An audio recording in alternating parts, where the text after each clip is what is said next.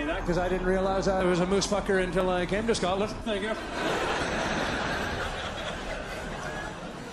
Anybody can fuck sheep.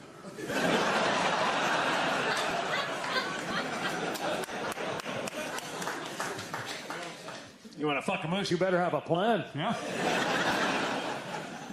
Think in advance of what you're doing back there. Get yourself an ice hockey stick so you can tickle his ear.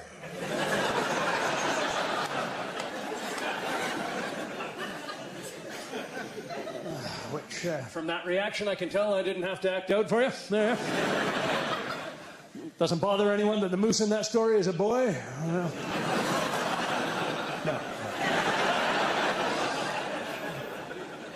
I'm actually enjoying the shit out of my life in Scotland. There's nowhere like Scotland, by the way. Knowing that there are Canadians, Americans, people all over the world that would be thrilled to be in an audience in front of Frankie Boyle on a fucking Saturday in Glasgow. You are a lucky audience. And all that you have to do to enjoy tonight supremely, I think we've got our leaks in, the heads are nodding. Are we happy to be here? Are we in a good place? Do we feel thrilled that we're at a very unique event? This is one of your own. This man grew up in Glasgow. He's known all over the world. He's revered by other comedians. I'm honored to be sharing a stage with him. I hope you're honored to be in a theater watching his Netflix fucking show. Are we fucking excited about this? Yeah! Well, then let's make even more noise than that and welcome out the one, the only, your own Glasgow, Frankie Boyle!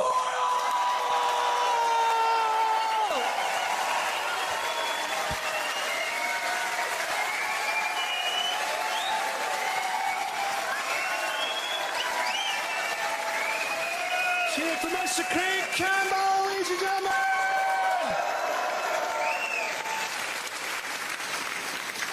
Hello, I'm 43 and I've got a body like a dropped lasagna. I'm 43 and I now ejaculate with all the force of Mary Berry's icing piper. Women now look at my naked body in the same fearful way that pensioners look at snow. Let's be honest, they're both probably going to break your pelvis. Enjoyed the mass trial of Britain's celebrities like some paedophile Nuremberg. That was good. Stuart Hall got 15 months. The judge said he would have given him 15 years, but he was worried that he'd ejaculate when he heard the sentence.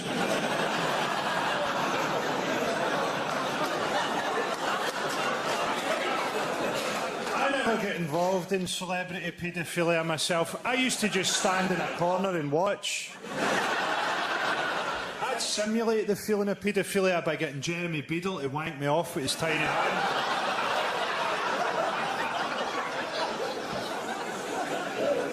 Savile, man, he had his own TV show. The other pedos must have been raging. I've got a TV show that makes children's dreams come true. What have you got? A transit van and a big bag of rebels? Fuck off. Made children who need a bit awkward now, hasn't it? I have a theory that Savile fucked Pudgy's eye out of its socket. It's the marathons that get me. He's running fucking 2 marathons a week. What's that about? Imagine you're a wee boy, you've escaped from one of these places where you've been pumped. A children's home or whatever. You run as far as your little legs will carry you, and as dawn breaks, you hide in a ditch, you sleep in a ditch. Night falls again, you run again. You run to the limit of your young endurance, you've run 22, 23 miles. You think, that's it, I'm safe. No, you're not. Jimmy Savile had a paedophilic range of 26 miles.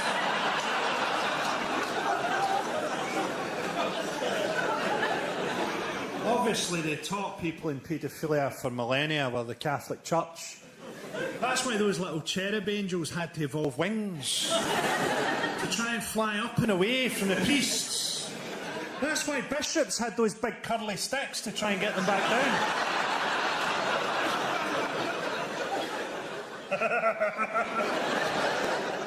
Got politicians involved in paedophile scandals now. Of course, politicians are fucking kids. They They kill kids! They kill kids with their decisions every fucking week! Having a go at them for fucking kids is like criticising Peter Sutcliffe on his parallel parking. I honestly believe there are children alive today underneath the floorboards and in the walls of the Houses of Parliament. That's why they all make those mad kind of animal brain noises. Help! Help, we're trapped! Here! Help, he's going to fuck! Here! That kind of joke is exactly the reason that the chances of me getting my own TV show are about the same as the chances of someone commissioning a Pakistani version of Don't Tell the Bride.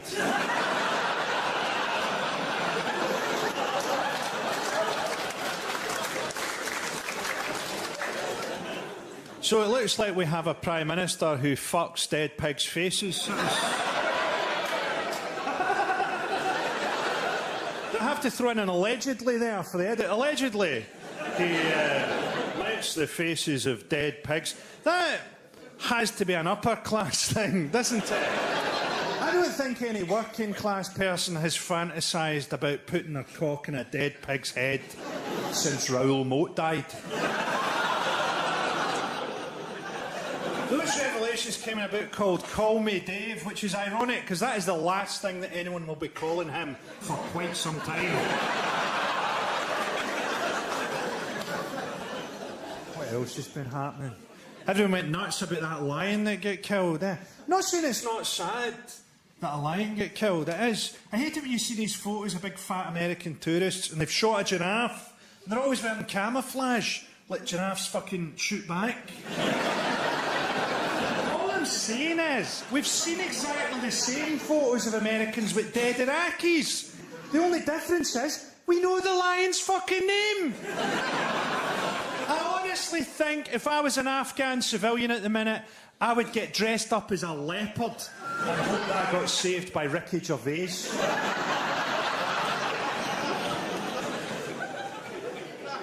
Got the refugee crisis in Cali. Those people are frightened as well. Can you imagine how frightened you have to be before the back of a British truck looks like a safe place? They're frightened to get into trucks that drugged teenagers are fighting to get out of.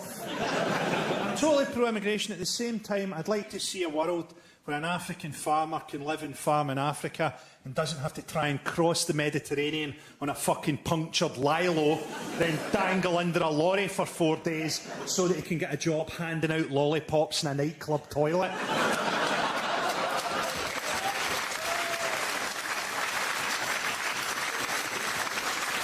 Also, I've never finished a piss and thought, I could really go a lollipop. I'm in my 40s, I dribble. What I want in a nightclub toilet is someone who'll shake my cock out like a wet umbrella. UKIP have jumped on the bandwagon about all this stuff. Nigel Farage, who to me always looks like a frog trying to escape from a scrotum. He sort of looks, Farage, like that guy down the pub that people buy drinks just to see what he'll say. Get him a couple of whiskies and tell him to phone a Chinese. He came up to Scotland and got chased by an angry mob and hid in a pub. Hid from Scottish people in a pub. It's like hiding from a tiger by dressing up as a fucking antelope. That was in Edinburgh as well. That's the genteel part of Scotland. Edinburgh and Glasgow are very different cities. For example, if you see a guy in Edinburgh walking down the street carrying a golf club, he's often going to play a game of golf.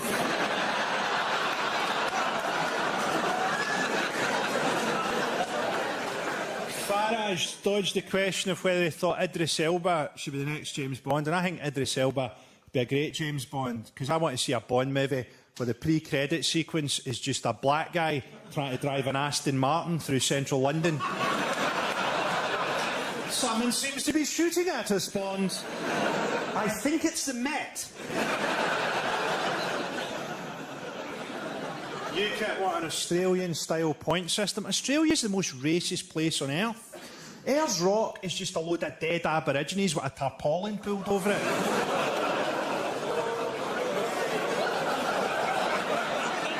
Was that too much for some of you? This might be quite a long hour. This is a gentle, tickling kind of foreplay involved in here.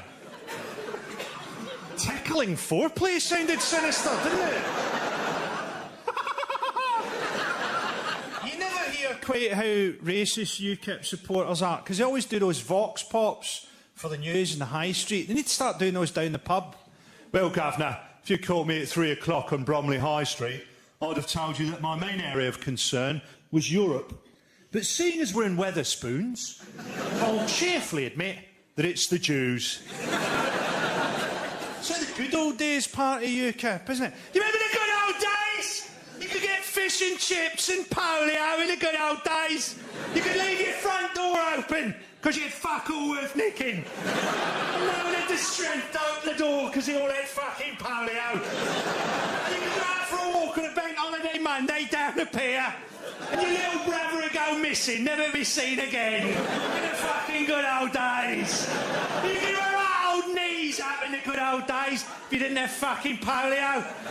And you had variety shows on the TV. Not like your alternative comedy, no. Everyone in that variety show, they could dance, they could sing, they could tell a story, and each and every one of them was a convicted child molester. And you thought you vaguely recognised one of them from the day that your little brother went missing. But you couldn't be sure, because you'd been drunk, even though you were only 4 years old. Because it was the fucking good old days. You were drunk from the alcohol content of the mouthwash that Jimmy Savile used to dip his cock in between victims. Because it was the fucking good old days. The fucking good old days when you could ooh about a joke about Ayers Rock, not knowing it. 2 jokes down the line, Jimmy Savile was dipping his fucking cock in mouthwash.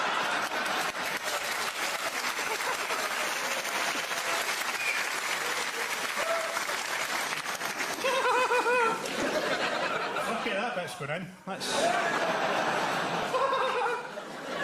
Do you know the main place where refugees from Iraq get rehomed in Britain is Glasgow? Yeah, I didn't ask for exactly where. I wasn't just going to fucking fuck off the stage in the middle of this recording to go and find a fucking Iraqi refugee, eh? Did you go to the show? It was a bit weird, actually. He did about 10 minutes and then he fucked off to Sight Hill. 2 hours later he came back with a guy called Ahmed.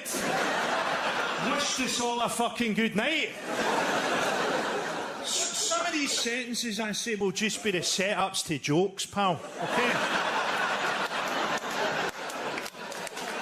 How you doing anyway, buddy? Thanks for trying to help me out. You look like at some point in life you've had to pull a dangerous dog off your mum.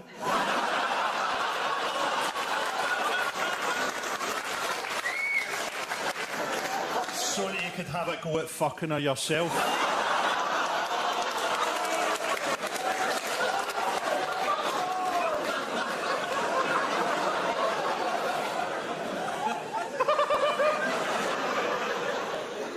Do you know the main place to send Iraqi refugees?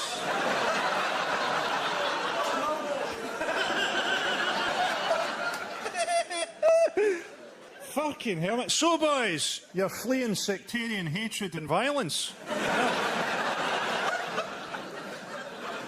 I love the old film, man. 2 sets of fat people singing about famine. You'll never replace the hatred without Rangers, will you? You'll never get back to the same level of hatred without Rangers, even if you had a Muslim Partick Thistle. The Catholics and the Muslims would just bond over their mutual hatred of orange outfits. We're 6 points behind, boys, but we'll claw it back over Ramadan. I fucking love the Orange Walk, actually. I love it, man. There aren't a lot of things left in life that make me feel handsome.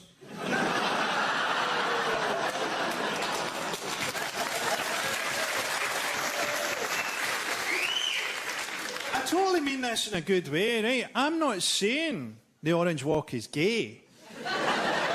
All I'm saying is, if I was trying to prove that I wasn't gay, That's not how I personally would go about it. Who are you calling gay? Fetch me my majorette stick and my big ribbon. I'm about to perform a wee routine that will leave you looking rather foolish. An English guy asked me the other week, what's the difference between a Scottish Catholic and a Scottish Protestant? Which is quite a difficult question, because there isn't one really. And the best I could come up with was this. A Scottish Protestant only thinks about his relatives who've passed away at good points in his life. I wish my dad was still alive to see me graduate. Wish my Uncle Tommy was still here to see me get this job. Whereas a Scottish Catholic only thinks about his dead relatives when he's doing something guilty or shameful. I'm sorry, Granny!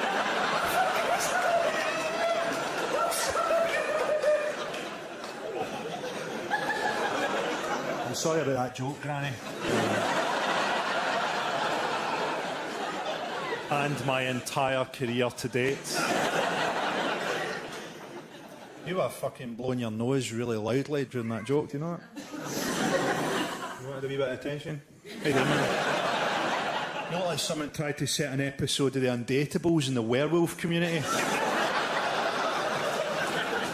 man, what are you? A straight guy that likes a gay look? A gay guy that likes a straight look, like myself? Yeah. You look like you've collected more rings than Sonic the fucking Hedgehog.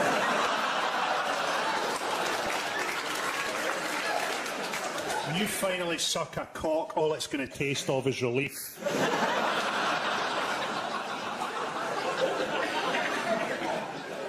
I haven't really done gigs in Scotland since the referendum, so all I know is that 55% of you are probably cunts.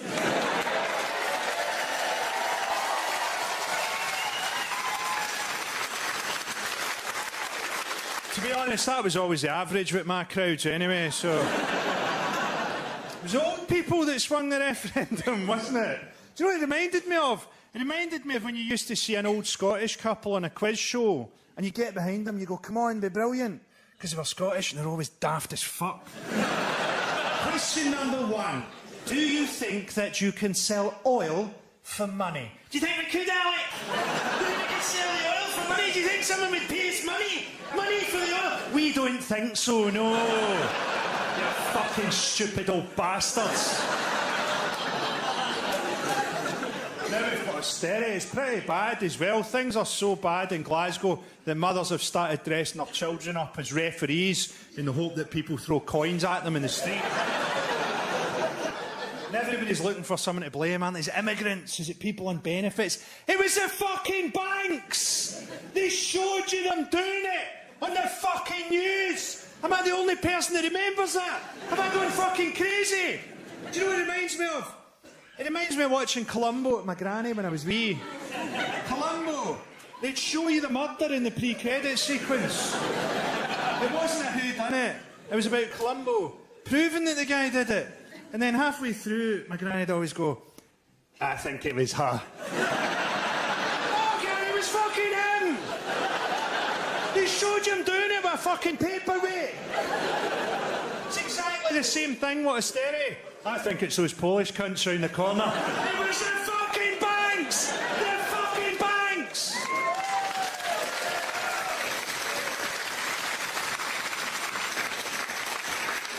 And the political class project onto you. They're all stealing, they're all scrounging, they're fiddling. Because they fucking steal from you! They fucking fiddle from you!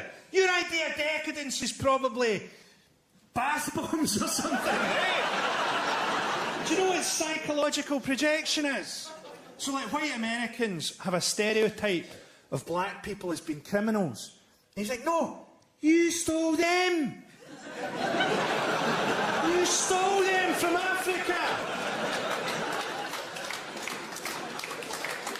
We need to think more about the psychology of politicians. Vladimir Putin is probably a homophobe because he's had to go through life with the name of a gay porn star.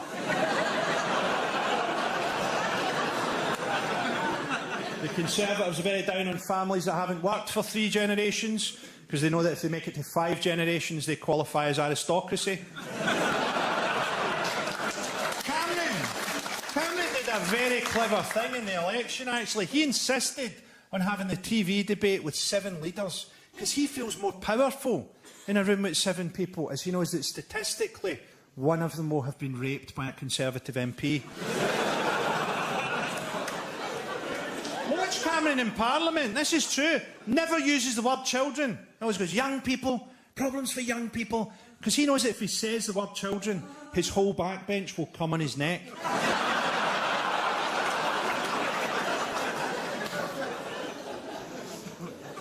I thought it was very sad to read about the death of Robin Williams last year. I can't be the only person. You enjoyed the death of Robin Williams? It's just like, well, actually I did.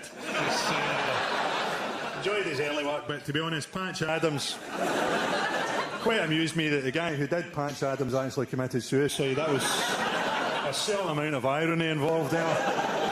You'd be churlish to deny it, Frankie. I read about the death of Robin Williams and I thought, why can't James Corden get depressed?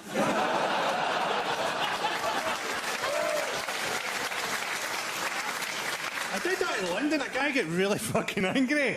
He went, my wife is depressed.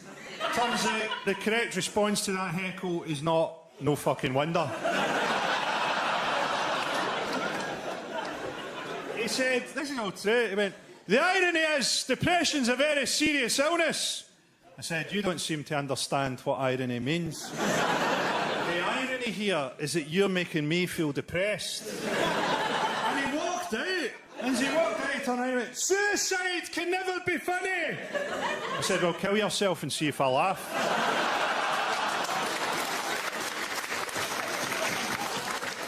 Why is it always comedy that brings out the worst in everybody? People don't go along to Hamlet and shout, my husband feels melancholy.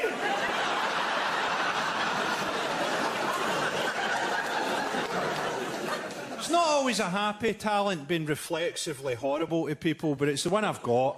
I was in London a few months back, and a wee guy came up to me with a clipboard and he went, for just £20 a month, you could become a friend of St Paul's Cathedral. And I went, how much to fuck it then? That was actually the day of the Charlie Hebdo massacre.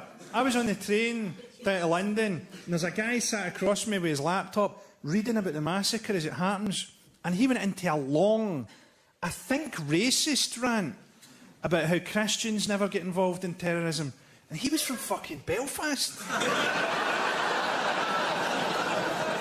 thought it was good David Cameron went over to show his solidarity with Charlie Hebdo. He couldn't feel less solidarity with what they stood for, could he? He should have shown genuine solidarity by telling a really offensive joke at the memorial. Just throwing the wreath to one side and going, I'd just like to say that I like my women like I like my whiskey, 12 years old and in a barrel. I'm joking, of course, 18 and full of coke. People always lie at memorials, eh? My thoughts are with the family. Your thoughts are never in one place. Be honest about it. My thoughts are with the family and also wondering if I can fit a folded up flip-flop into my mouth.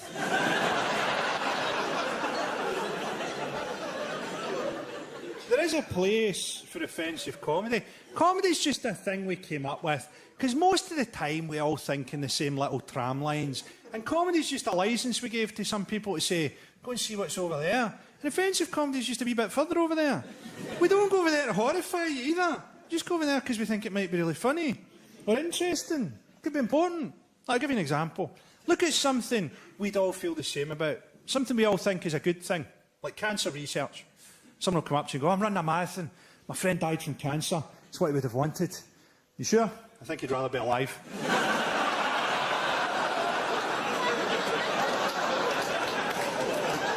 Don't actually say that.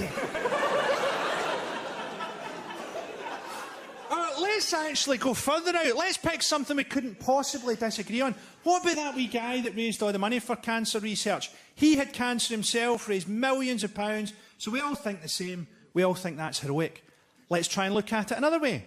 Cancer research gets done on animals. That wee guy was the fucking rabbit Hitler. We've been doing cancer research for decades. We've spent hundreds of millions of pounds. Maybe we should stop. Maybe we should stop and use the money to build a giant water slide park for people with cancer. A giant water slide park the size of a fucking city, and you only get in if you've got cancer. And on diagnosis day, the doctor will say, well, I've got good news and bad news. The good news is you've no idea how fast you go down a flume with no hair.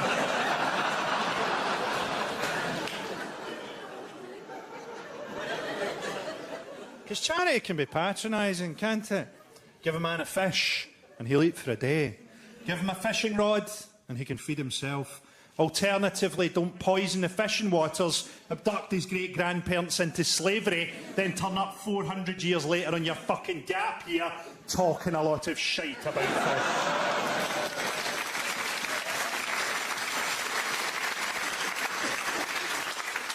Charity ignores cultural difference, doesn't it? Oh, these people have to walk an hour every day just to find water. Maybe it's cultural. Maybe some people walk an hour every day to find water. Glaswegians drive 40 miles to get Krispy Kreme donuts. Comic Relief, who banned me. Comic Relief banned me just for going on and saying, I'm surprised to be here. I thought the only way I'd get back on the BBC would be if I started fucking kids. Comic Relief this year raised money for Malawi and Uganda. The colonial power in Malawi and Uganda was Britain. And Comic Relief is us saying to them, thanks for all the gold, boys. Thanks for all the diamonds. We've had a whip round and bought you a fishing rod. I hate these gap year fucking grief tourists as well. Oh, we all worked so hard over there. We all worked so hard in that village. No, you didn't. You spent half of every day working out how to hide your packed lunch.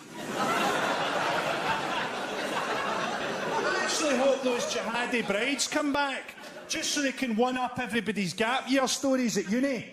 That's nothing, Cynthia. I've spent the last 9 months eating hummus out of a skull. This next joke is my favourite joke that was cut out of Live at the Apollo.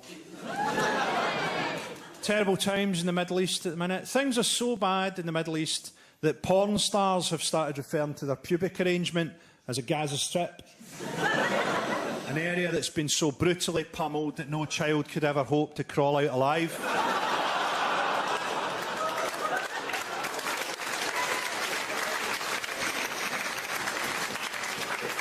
I mean, I wish I lived in a moral world where that joke didn't make sense, but I don't, do I? We were told when Gaza got attacked that Hamas were using human shields, and they weren't. Humans almost never get used as shields, because humans make really bad shields. Humans make such bad shields that humans were forced to invent the shield. Precision bombing, those raids were called by the Israelis. It looked about as precise as a blowjob from a guy with a cleft palate. Enjoy it, mate! Enjoy it! Enjoy it, mate! Quiet, boy, we're underneath the House of Lords. Here, here, here, here. I thought it was sad Scotland didn't get independence, because, you know, I lived in England for a few years, but I think I still passed the test of full Scottishness in that I can hear a cricket score and have absolutely no idea who won. And we're a unique people, aren't we? The only country in the world where people give travel reviews entirely in alcohol prices. How was Prague? How was it? £1.30 for a litre of vodka. 40p a pint. Are there nice museums? Quite possibly, yes. I think whatever happens next, it's important that we do something that the English aren't expecting, something to put England on the back foot, and the last thing that they're expecting is for us to form an Islamic caliphate. IS, independent Scotland. OK, we might have to learn how to treat women slightly better, but we can change. IS just went for independence. They weren't debating currency union. What will we use for currency? Journalists. Good idea.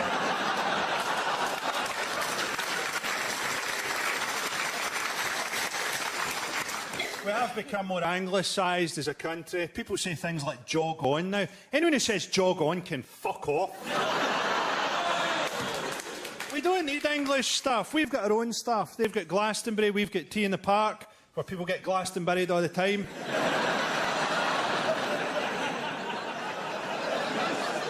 We could have had a Scottish homecoming after independence. Think about that. Standing at the border with bunting, welcoming back the Scottish diaspora. Half a dozen championship footballers, 40,000 tramps, Lulu and Bible John. A couple of years down the line, we'd have had some kind of socialist government as well. You're never going to elect a Scottish Nazi party, are you? Think how difficult it'd be to gas people who smoke 120 fags a day. ScotRail would never get us to the fucking camps on time. I quite liked... Do you remember that? Everyone's starving to death somewhere outside Lenzie. The Scottish Holocaust. Do you remember the idea? Remember the idea that after the general election, the SNP would have the balance of power? So any time anyone wanted to do anything or pass a law, they'd have to have an argument with a Scottish person. Oh, you're very good at this arguing business. I'm not part of the negotiating team. I'm just here to take your drinks order. Oh, could I have a cup of tea? No. So we didn't get an independent country. We got a fucking Scottish Doctor Who. That was about it. Doctor Who. Doctor Who, of course, is the archetypal Scottish character. An old man armed with a screwdriver dragging young women into a phone box.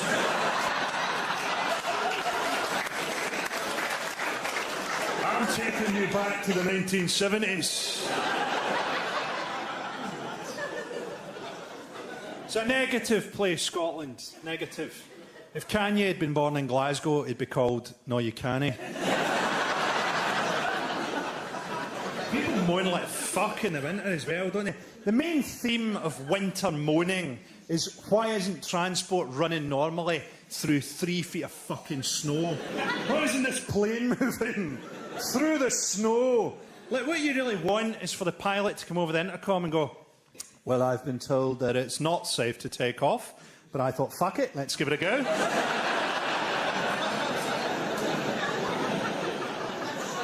I don't fly myself, but I assume everybody now searches the pilot's voice on the intercom, looking for a hint of depression.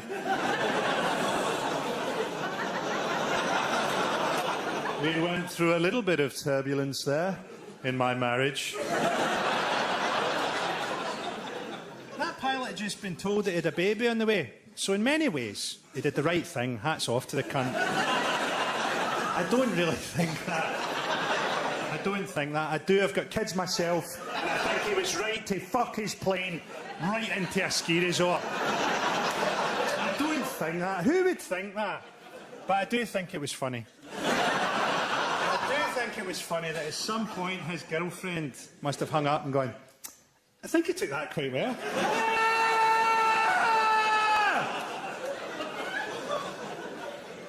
See, this is why I need to stop doing comedy. You can't even tell jokes about things that you don't think anymore. If I did a tour, the first question of the first interview would be, so, what about all the people that are offended by your jokes? Have you taken that into consideration? When Ben and Jerry launch a new ice cream, they don't say to them, so, what about all the people that don't like ice cream? What about the people who consider it to be a bit cold?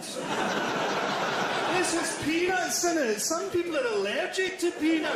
Put the fucking spoon down, you cunt!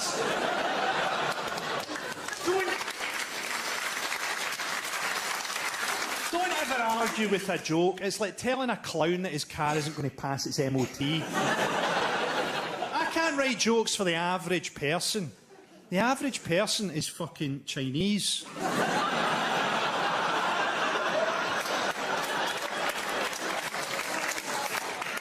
Also, have a bit of trust. I'm a professional comedian, right? There's a point to the jokes.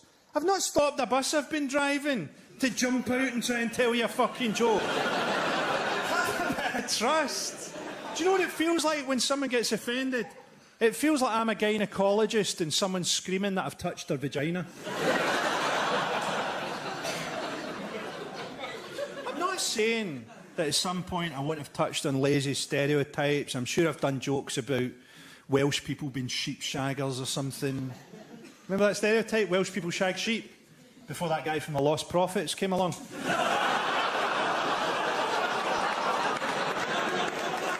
Don't worry, everybody. They won't be calling us sheep shaggers much longer. I'm going to clear this misconception up. Also, don't come up to me and tell me your jokes, okay? Do you think people went up to Harry Houdini and went, "Got your nose, Mr. Houdini"? Oh, where did it go? Fuck off!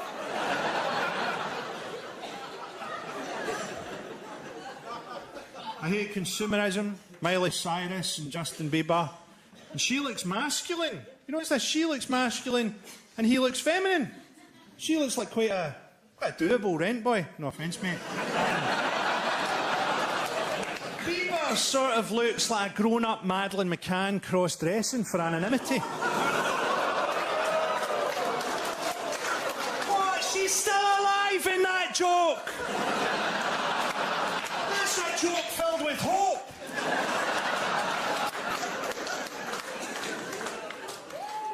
I like these wee consumer sugar festivals we have. Mother's Day. Sorry for ruining your vagina, Mum. There's a box of milk tray. Valentine's, celebrating the 4-letter word that keeps us all together. Fear. I'm joking, of course. AIDS.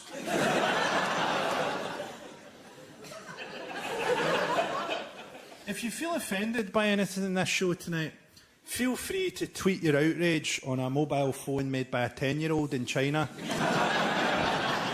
Because that's what Santa Claus does the other 364 days a year. He flies around the world, apologising to all the children that actually have to make the presents. Sorry about that, Woling Ho. Still, tea break's over. Back to work, son. People say that Steve Jobs died too soon, but I think it was a fitting metaphor for his company's attitude to battery life.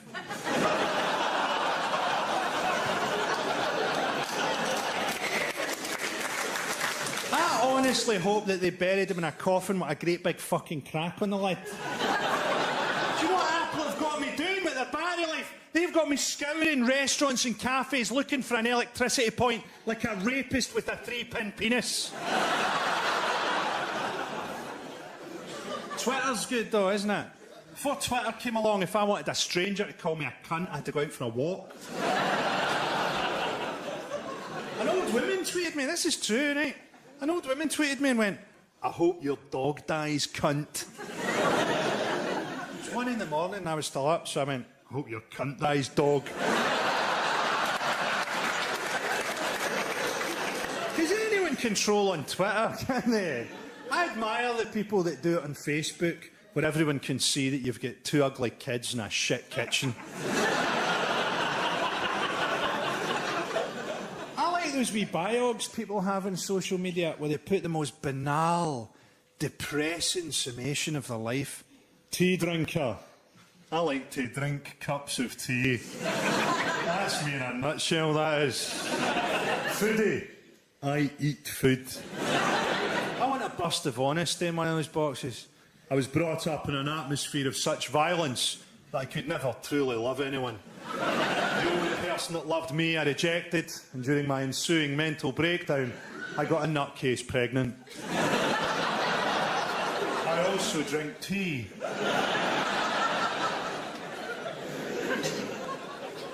People get really offended by jokes on social media, eh? Even if it's just a wee light-hearted joke about Michael Schumacher going into a coma or something. I gradually worked out people are offended because they don't understand the jokes. I grew up thinking that turning something into a joke was a way of explaining it to people.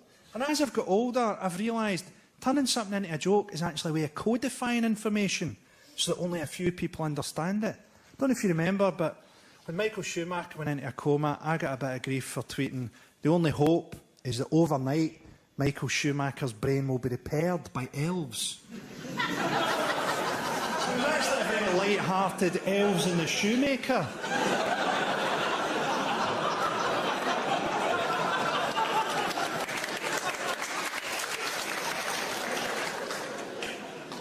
talking about reducing speed limits near schools, and I think that's a fantastic idea, because the only people who drive at the correct speed near schools are paedophiles. And that's only because they're doing it one-handed.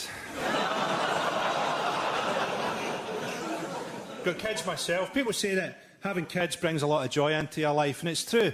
Without my kids, I wouldn't have been out every night, met my girlfriend and divorced her mum. People say as well that when you're telling your kids off, try and stay positive. Don't browbeat them. I think that's a great piece of advice. But sometimes I'm standing there thinking, I don't see anything positive about this. You have shat on my rug. And I'm struggling to find an upside. My son's still quite wee, so it's difficult to punish him. What I do is I tuck his bedclothes in really, really tight and hope that he has a nightmare where he's trapped in a giant's pocket. If that doesn't work, I'm going to cut the brakes on his heelys. My kids for Father's Day got me that thing, mint tea tree shower gel. No one had warned me about that.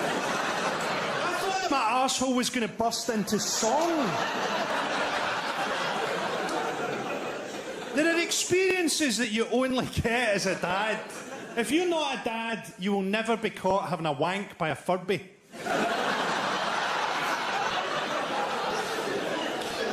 My kids are both at a great age, actually. They're both at an age where they think that anyone that shouts at me in the street must be some kind of fan. Oh, look, it's another fan. So it is. Quick, into the taxi. Into the taxi before the fan catches up with this. It's a Welsh guy who's in the Orange Walk. What are the fucking chances of that?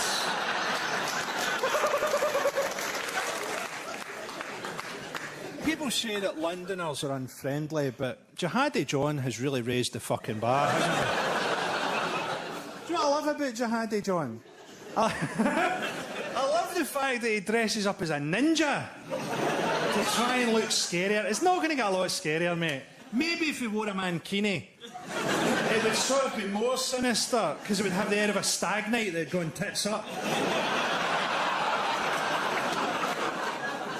I think, couldn't we understand each other more? Couldn't we try and love each other a bit more? How long have you known what a Muslim is? For me, that's about 20 years. If somebody told me 20 years ago that they'd been promised 72 virgins, I'd have assumed that they'd got a presenting job on the BBC.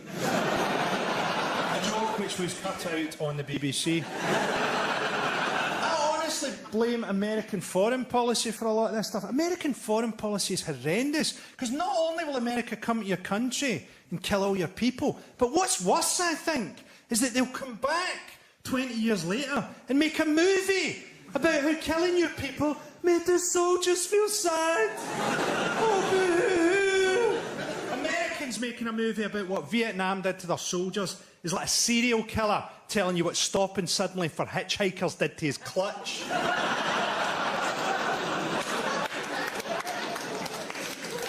I honestly wouldn't be surprised to learn that 100 years ago, America gave the rest of the world a safe word, and we've just forgotten what it is. Or maybe we're pronouncing it wrong. Aluminium. I thought it was aluminium. America have a mercenary army now. Do you know about this? After the Vietnam War, you couldn't conscript people anymore. They all went mental. So you had to move to a mercenary model. And Britain did the same. That's why you don't get war poets anymore. Imagine what a war poet would be like now. There was a young boy who failed school, acted a bit of a fool. Went out to Iraq, smoked a whole lot of crack, and his legs ended up in Kabul.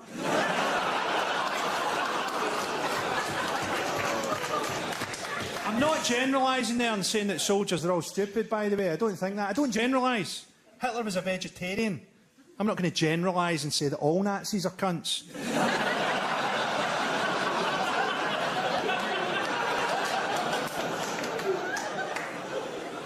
It's a strange society, Britain, isn't it? You can have sex at 16. You have to be 18 to watch porn.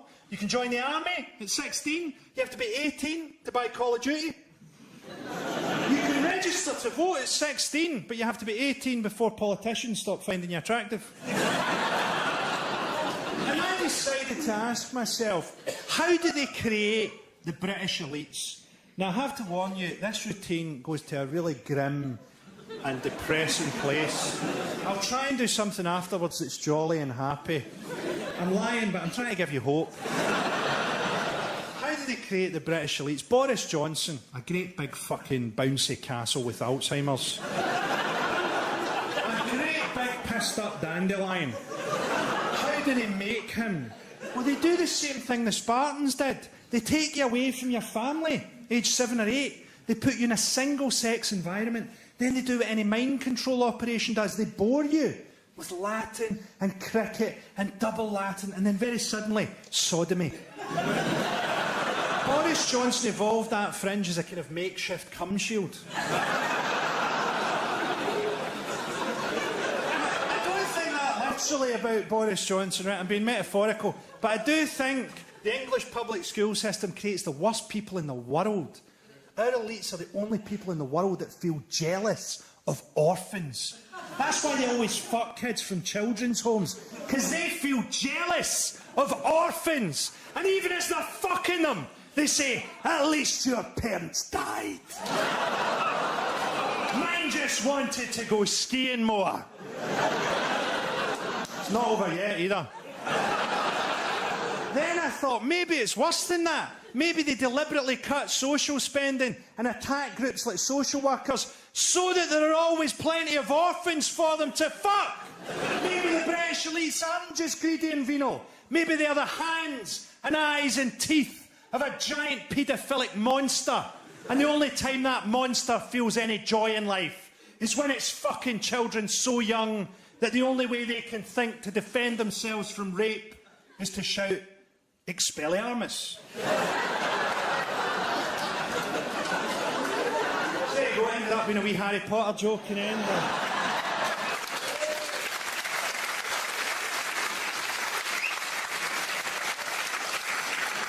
If you didn't like that bit, I think Michael McIntyre's in town next month. I watched Michael McIntyre the other night. He does a big bit about, you know, those beach umbrellas with the heavy base.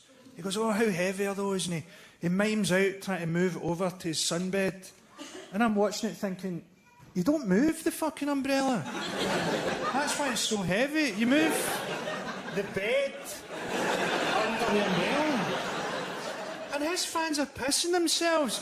And I'm just sitting there thinking, what else don't they know?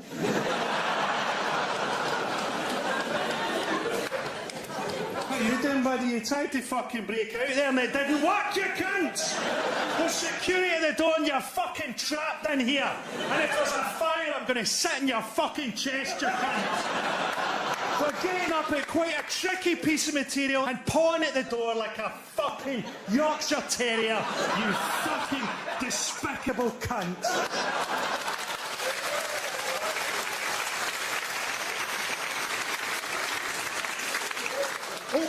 Okay, you've made an effort with your dress and hair, but it's like putting 26-inch rims on a fucking wheelie bin. You have no soul. I honestly hope that you get cancer quite deep up your arse. I hope it gets cured, right, radiotherapy or whatever. And then a few years later, a guy in a ski mask pulls you into an alley and rapes you. And as the rapist comments on how tight your arsehole is, you suddenly realise that the cancer has come back.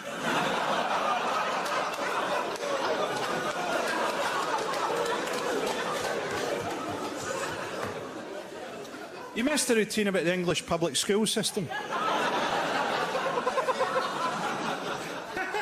The Scottish comprehensive system does quite a bit of damage as well, to be honest. It's metaphorical, that routine, but there's a grain of truth in it, because the public school system encourages sociopathic traits. This is a government that was sending disabled people letters telling them that they were fit for work when they were fucking dead. We think you'd make a brilliant draft excluder. You have a brilliant future ahead of you as a speed bump. This is a Prime Minister that went to Sri Lanka and told them off for human rights abuses they committed with weapons we sold them. Like Ronald McDonald calling you a fat bastard. We need to engage more with politics, man. Most Scottish people think that NATO is just a nickname you give to a guy who lost a foot to diabetes.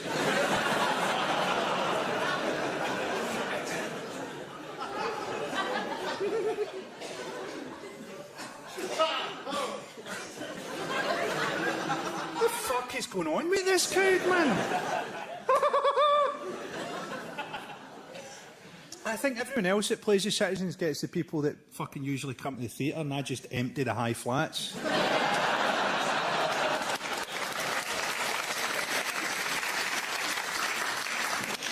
I honestly wouldn't have it any other way. I love playing the Gorbals, man. It's great to see women who've gone to a fucking sunbed place and asked for the shade Oompa Loompa. I honestly wouldn't be surprised if John Wayne stepped in and shot you dead with a fucking rifle.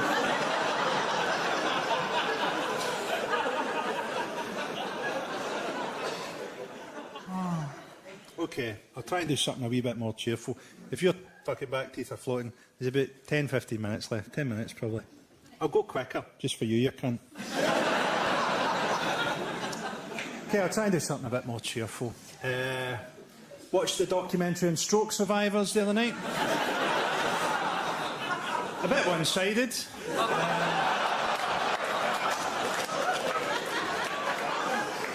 Did you see that woman that died after drinking 10 litres of Coke a day? She ate a packet of Mentos and they found her head 3 miles away.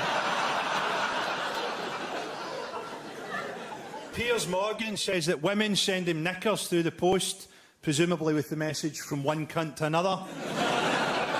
That's a kind of sexist thing, isn't it? How ugly men can be and still get on television. Alan Sugar looks like he's been cleaned out of someone's belly button. That's like Mother Teresa's knee. Jeremy Clarkson went a bit like that towards the end, didn't he? A bit kind of origami elephant vagina. Imagine punching your producer when Richard Hammond is in the fucking building. Okay, jokes. Jokes. Do you reckon if you get fingered by someone that knows sign language, it's like having a puppet theatre in your vagina? You can run, but you can't hide, is a funny thing to say to children with asthma. But that's too much. Asthma's a red line. There was a wee guy with a cleft palate being fucked under the House of Lords 40 minutes ago. Asthma's too much. Sorry, son, I didn't realise you had asthma. I thought you were into it.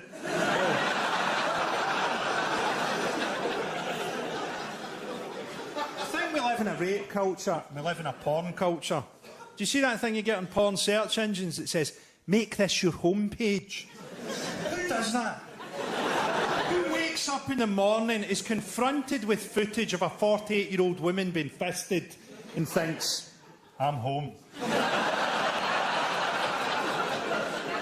Humans are the only animals that watch porn, unless you include my cat. And I think it's quite a sad thing, really, porn, because it denies the reality of sex. Think of all the stuff that's in sex that isn't in porn. Like the fact that men get depressed after they come, almost as they come. A wee joke from God there. That never made its way into the letters page of Fiesta, did it? So I was doing it from behind, and I flipped her over, and as I came in her face, I suddenly realised that other people are essentially unknowable.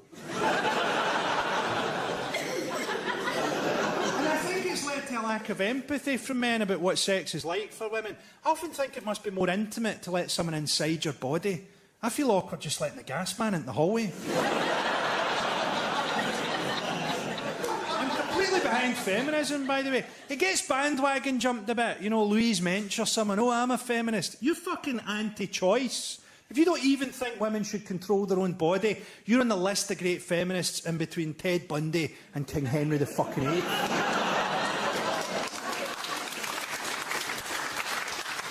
So I'm going to tell you about this wee incident I had when I wanted to do a routine about rape culture. But before I tell you about it, I'm not saying here, don't think about the language around rape. Do think about it, it's important. Rapists get called predators. I think they probably like that. You're not a predator, mate. You're a fucking scavenger. The majestic lion of the Serengeti doesn't have to drug the watering hole and pretend to be a fucking minicab driver. And also, I'm I'm trapped in the sexist system too. I'm part of it, right? Because I grew up in it for fucking 40 years. I'm trapped too. I can watch Emma Watson give a speech at the UN and think that's brilliant and that's empowering, but I have to have a wank afterwards. Because I'm trapped too. I wanted to do a routine, right, on Live at the Apollo about rape culture. And they're really good people. And they said, we love the routine, you just can't say the word rape on the BBC at that time of night. And I think, surely, as human beings, we should be able to decode the ideology behind a word. I can train a dog to get annoyed at a word. Rover, Jehovah's Witnesses.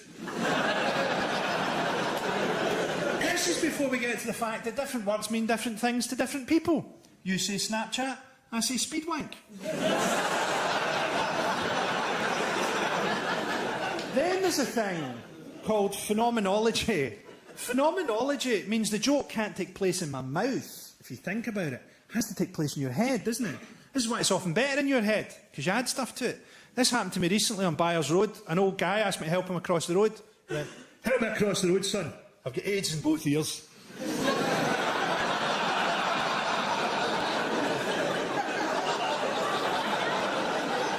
Phenomenology works for everything.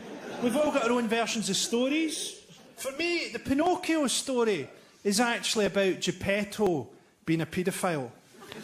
He lives on his own in the forest. Then suddenly, a wee boy lives with him. And he says to his mates, don't listen to him. Tells lies. That's varnish on his face. I also think that Peter Pan and the Lost Boys are the souls of abortions. Explains Captain Hook.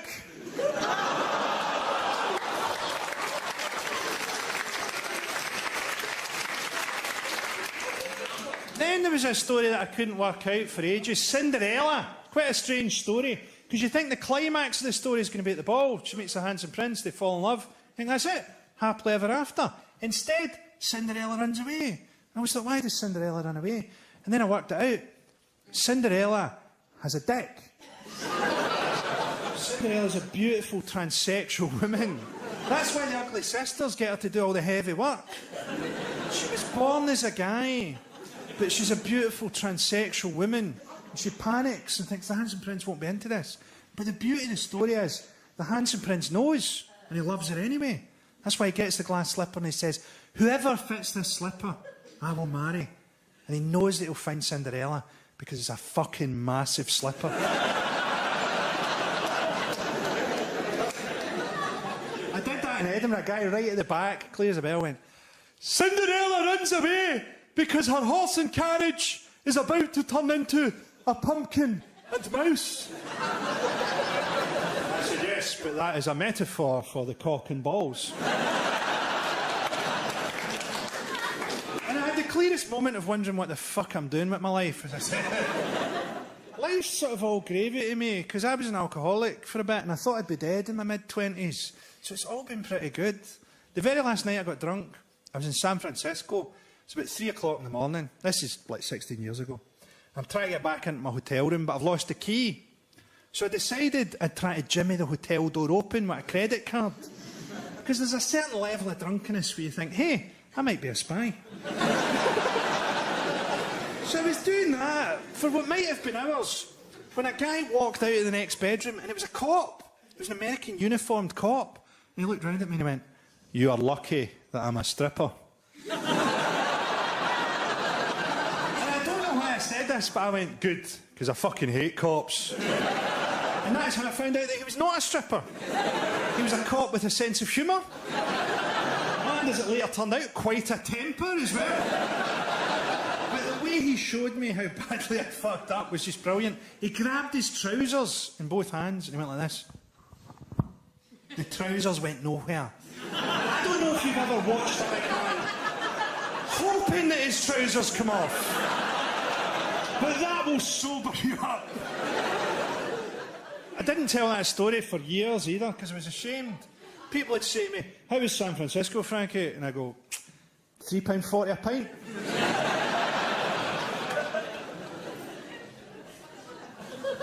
I think that we get controlled by language. I think that's partly how we're controlled by propaganda. We take language too literally.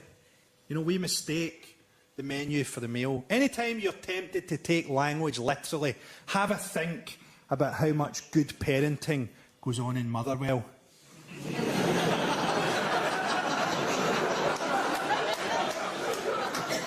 They change the meaning of words on us to control us. Do you remember at school the word daydreaming? Daydreaming was a rebrand of the word thinking. Don't daydream, don't think. Then they came up with stress. Stress was a rebrand of the word unhappiness. Because unhappiness, you'd have to do something about it. Stress, you just put up with. You don't meet someone at a barbecue. How you doing, John? Oh, well, quite busy at work, so I'm quite unhappy, and getting busy towards Christmas, I'll be even more unhappy then. And she's got another baby on the way, so we're all as unhappy as fuck, if I'm quite honest. Then they came up with post-traumatic stress disorder. Post-traumatic stress disorder is a phrase they came up with to describe the disconnect in a soldier's mind when he goes from a combat situation back to having heterosexual sex. Imagine it, you're out in Afghanistan, you've been fucked every night by a guy built like a werewolf. You're in one of the most beautiful places on earth, the stars are shining in the sky, the sand is burning your knees, you're telling yourself it's not gay if I don't push back. And the intensity of your lovemaking, it almost feels as if the dynamic power of his penis moving inside your body is what powers the light and the stars themselves. You've got to leave that behind and go back to your semi-detached house and finger your wife on a DFS sofa during the ad breaks in the X Factor.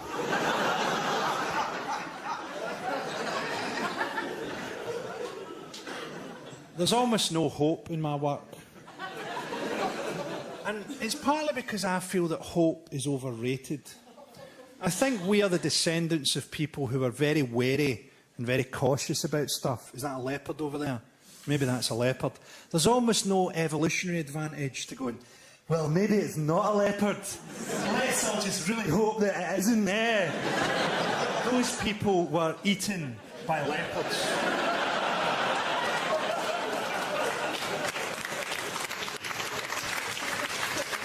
I'm not saying don't have hope. If you have a dream, if you have an ambition, please go for it. Because I love to watch cunts like you struggle. But I feel a bit bad sometimes, because I grew up watching Bill Hicks. You know, he was my favourite comedian, and that's probably the reason I'm in it. It's still probably my favourite comedian. He had so much hope that even when he was dying in his last show, he does a big routine about, don't worry, life is all just a ride. Just try to enjoy it. It's all just a ride. But I sort of think, maybe it's all just a ride if you're one of the people that's allowed on the ride. If you're one of the people that's rich enough or white enough to be allowed on the ride. What if you're one of the people that has to build and maintain the ride? If I had to build and maintain the ride, I would stretch piano wire across the bottom of the roller coaster so that everybody finished the ride with a photograph of themselves with 2 thumbs up and no fucking head. Pleasure talking to you, Gobbles. Take care of yourselves, the best.